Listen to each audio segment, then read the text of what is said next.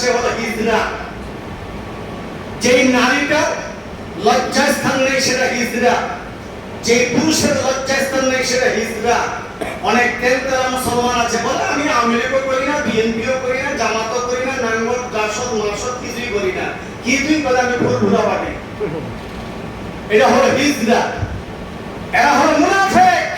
দল থাকতে হবে, আল্লাহর আইন চাই, সততার শাসন চাই, মুখ দিয়ে উচ্চারণ করতে হবে, এটা বাধ্যতামূলক। আলহামদুলিল্লাহ। এখন কি দল করবেন আপনার বিবেককে আপনি বলেন। আমি বলি নাই আওয়ামী লীগ করতে হবে, আমি বলি নাই বিএনপি করতে হবে, আমি বলি নাই জামাত করতে হবে, আমি বলি নাই পাখা জাসদ মাসদ করতে হবে, আমি কিছুই বলি নাই।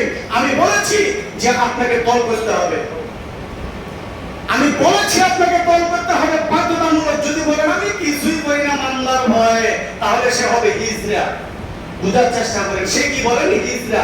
জান্নাতও যাবে না, জাহান্নামও যাবে না। আরাফ নামীয় স্থানে সেখানে রাত্রি গুলিতে খেয়ে থাকবে।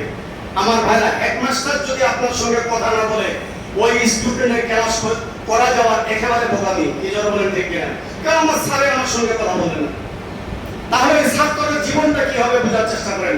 ধ্বংসের বিকল্প রাস্তা নেই। তো আরাফ নামীয় স্থানে আল্লাহ কথা বলবেন না। জাহান্নামে তো কথা বলবেন, জান্নাতে তো কথা বলবেন, কিন্তু আরাফ নামীয় জায়গাটাতে কথাই হবে না, একদম নীরব। যাকে বলা হয় দশের বন, এক কথাই শেষ। যাকে কি কথা বলা হয় বলেন? দশের বন।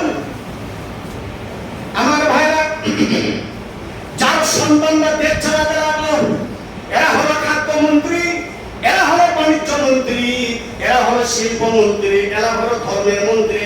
কিন্তু যে মন্ত্রী 360 জন নমরুদের আমলে দেশ চালাতো, সবাই গেল সন্তান, সবটা কুয়া, একটারও মাথার মধ্যে মাল ছিল না, একটারও মাথার মধ্যে বুদ্ধিজীবীদের মাল নেই, সবটা কুয়া। মাথার চুলগুলো শয়তানিগিরি করতে করতে মাথার চুলগুলো ভরভর করে উড়ে চলে গেছে তুলার মতো। নাউজুবিল্লাহ বলেন, নাউজুবিল্লাহ বলেন। সব তুলার মতো উড়ে চলে গেছে সব। এমন বুদ্ধিজীবী বলি, এই যে নমরুদের 360 জন মন্ত্রী ছিল, নারীদের নাম ছিল বেলতুনার, অর্থাৎ কবরী কন্যা। এদের সন্তানরা ছিল যার সন্তান, এরা ছিল নিম্ন শ্রেণীর নারী আর নিম্ন শ্রেণীর পুরুষ। এরা জেনা করার পর সন্তান জন্ম নিল, এরা হলো মন্ত্রী। এরা বুদ্ধিজীবীগণ বুঝাচ্ছি। মরুভূমির মাঝখানে গাধা হেঁটে যাচ্ছে। কি হেঁটে যাচ্ছে কথা বলেন? গাধা। গাধা হেঁটে যাচ্ছে মরুভূমির মাঝখানে দিয়া, বালুর উপর দিয়া। হঠাৎ করে গাধার প্রস্রাব লেগেছে। তো গাধা প্রস্রাব করে, খাসি প্রস্রাব করে, মাথা ঘোড়ার প্রস্রাব করে নিচে পড়ে। কি জন্য বলে ঠিক কিনা? তো গাধা যখন প্রস্রাব করে তখন টপ টপ করে যে জায়গা পড়ে, ওই জায়গা ফেনা আর পানি জমে বালুর উপরে।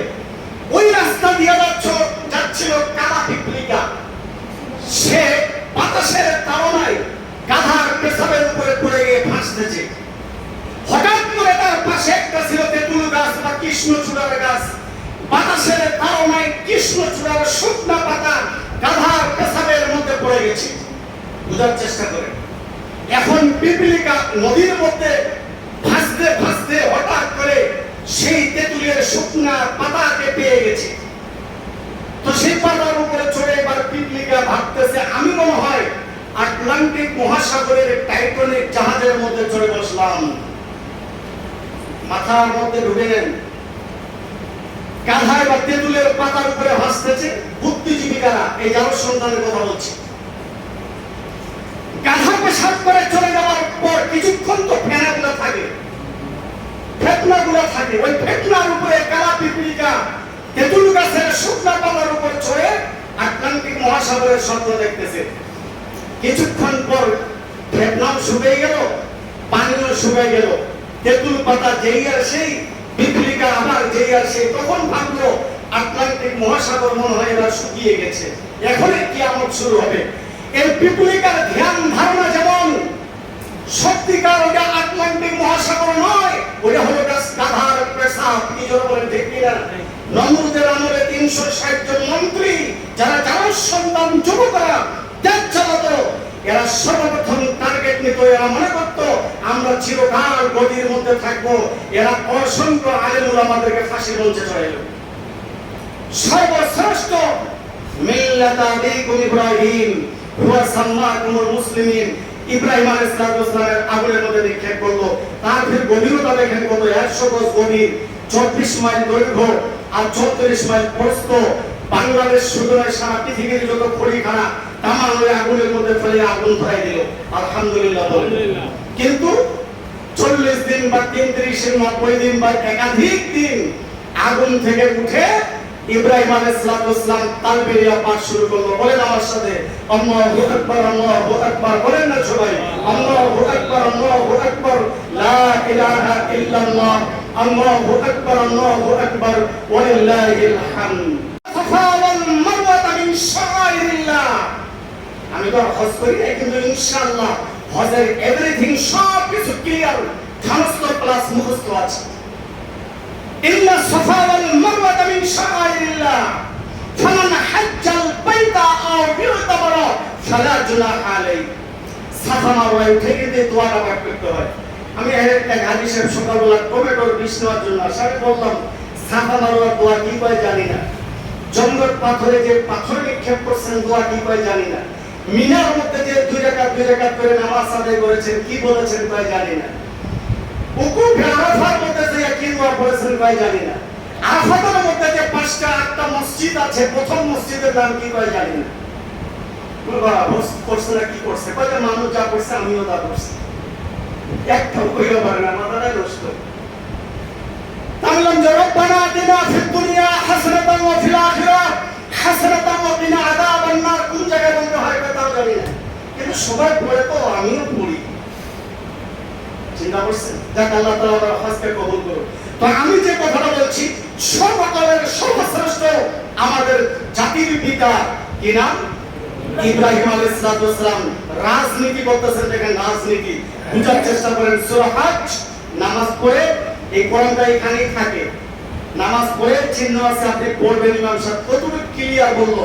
সূরা হজ আয়াত নাম্বার 141, সেটা 41, পাতা নাম্বার হলো 439 আর সূরা নাম্বার হলো 22, মঞ্জিল নাম্বার হলো 3। অবশ্যই নামাজের পর পড়বেন, ইমামের কথার সাথে কোরআনের কথার মিল আছে কিনা। তাহলে বোঝা গেল আগুন থেকে উঠে ইব্রাহিম আলাইহিস সালাম বাইতুল্লাহ তওয়াফ করতেছেন। বাইতুল্লাহ তওয়াফ করতে যাইয়া কি বলতেছেন? লাব্বাইক আল্লাহুম্মা লাব্বাইক, লাব্বাইক লা শারীকা লাক লাব্বাইক, ইন্নাল হামদা ওয়ান নি'মাতা লাক ওয়াল মুলক লা শারীকা লাক। আল্লাহ বড়, আল্লাহ মহাশ্রেষ্ঠ, আল্লাহ রাজার রাজা, আল্লাহ রাজনীতিবিদ, আল্লাহ অর্থনীতিবিদ, আল্লাহ রিজিক দাতা, আল্লাহ মুখ দাতা, আল্লাহ হেরাত দাতা, আল্লাহ আমার পালনেওয়ালা, আল্লাহ আমার কর্নেওয়ালা, আল্লাহ আমার সর্বশক্তিমান, আল্লাহ আমার সব কিছু করেন। সুবহানাল্লাহ। এই লোকটা বাইতুল্লাহ 7 চক্কর দিল, 7 বার পাঠ করলো, ফজিলত হলো আল হাজ্জু মাবরুর লাইসা লাহু ইল্লাল জান্নাহ। হজ মাবরুর হজ হলো জান্নাতি হজ। একটা জান্নাতি লোক ঘুরে আসলো, আসার পরে যদি তার অন্তরের ভিতরে চুরির অভ্যাস থাকে, তার অন্তরের ভিতরে যদি শয়তানি বদমাশি থাকে, তার অন্তরের ভিতরে যদি আইন খেলার অভ্যাস থাকে। আমাদের এলাকায় একজন ব্যক্তি আছে, যদি সার সিটিবাদের ইউরিয়া এন্দুরের মাটি শুকনা ঢুকাইয়া ওর সাথে মিশাল করিয়া ওইটাও হবে, ওইটাও হবে, যারা বলে নাউজুবিল্লাহ, মানে নিজেরটাও হবে, পরেরটাও হবে। চিন্তা করছেন বাবা? তাহলে বুঝা গেল বাইতুল্লাহ তওয়াফ করলে একটা পবিত্র মানুষ। বোঝার চেষ্টা করেন, কুরবানি পর্যন্ত শুধু আলোচনা হবে, হজের আর কুরবানি। আলহামদুলিল্লাহ বলেন। অর্থাৎ ঈদুল আজহা হলো আগামী 17 জুন সোমবার, একদিন আগে পাচ্ছে, চাঁদ দেখার উপর নির্ভরশীল। তো দিনটা হলো সোমবার। এই কয়েকটা জুমায় শুধু কুরবানির আলোচনা আর ইব্রাহিম আলাইহিস সালামের হজের আলোচনা হবে। আলহামদুলিল্লাহ বলেন। তাহলে বোঝা গেল একটা মানুষ বাইতুল্লাহ তওয়াফ করলো, কি হলো লোকটা কোন দেখি? নিষ্পাপ।